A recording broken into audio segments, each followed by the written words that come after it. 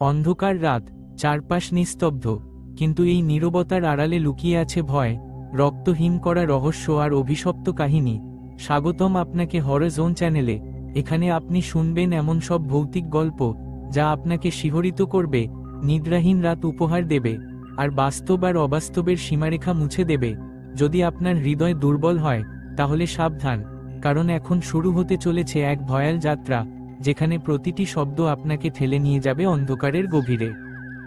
গল্পের নাম শেষ ট্রেনের আর্তনাদ। রাত প্রায় 11:30।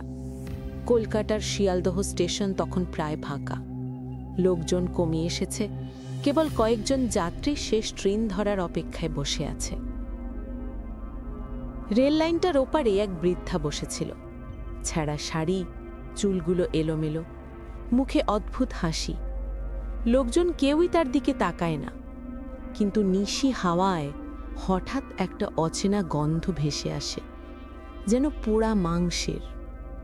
যাত্রীদের মধ্যে একজন, অর্ণব, হঠাৎ দেখল বৃদ্ধা তার দিকে তাকিয়ে বলল, বাবা, শেষ ট্রেনে উঠিস না। অর্ণব হাসল, ভাবল পাগল বুড়ি। কিন্তু ট্রেন আসার আগেই সে দেখল ওই বুড়িটা এক ঝলক ধোঁয়ার মতো উধাও হয়ে গেল। ট্রেন ঢুকল প্ল্যাটফর্মে। রাত 11:45 শেষ লোকাল। সবাই উঠল, অর্ণবও উঠল। কামরাটা প্রায় ফাঁকা, শুধু 5 জন যাত্রী আর এক বৃদ্ধ কন্ডাক্টর। চলতে চলতে ট্রেনটা হঠাৎ থেমে গেল মাঝ রাস্তায়, ঘন জঙ্গলের মধ্যে। আলো নিভে গেল, বাইরের হাওয়া ঠান্ডা হয়ে উঠল। তখনই পেছন থেকে কারো কণ্ঠস্বর, আমি বলেছিলাম শেষ ট্রেনে উঠিস না। অর্ণব ফিরে তাকিয়ে দেখল সেই বৃদ্ধা, কিন্তু এবার তার মুখ নেই, চোখের জায়গায় শূন্যতা, আর তার শরীর থেকে রক্ত ঝরছে। এক এক করে কামরার সবাই চিৎকার করে অজ্ঞান হয়ে গেল। কন্ডাক্টর শুধু বিড়বিড় করে বলতে লাগলো, এই ট্রেনটা 1984 সালে দুর্ঘটনায় মারা যাওয়া যাত্রীদের ট্রেন। সকালে পুলিশ এসে দেখে পুরো কামরায় কোনো যাত্রী নেই, শুধু অর্ণবের ব্যাগটা পড়ে আছে।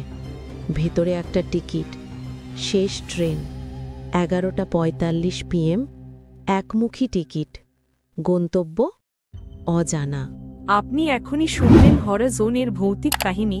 যদি গল্পটি আপনার ভালো লেগে থাকে তবে লাইক, শেয়ার আর সাবস্ক্রাইব করতে ভুলবেন না, কারণ রাত নামলেই অন্ধকারে আবার ফিরে আসবে ভয়ের ছায়া।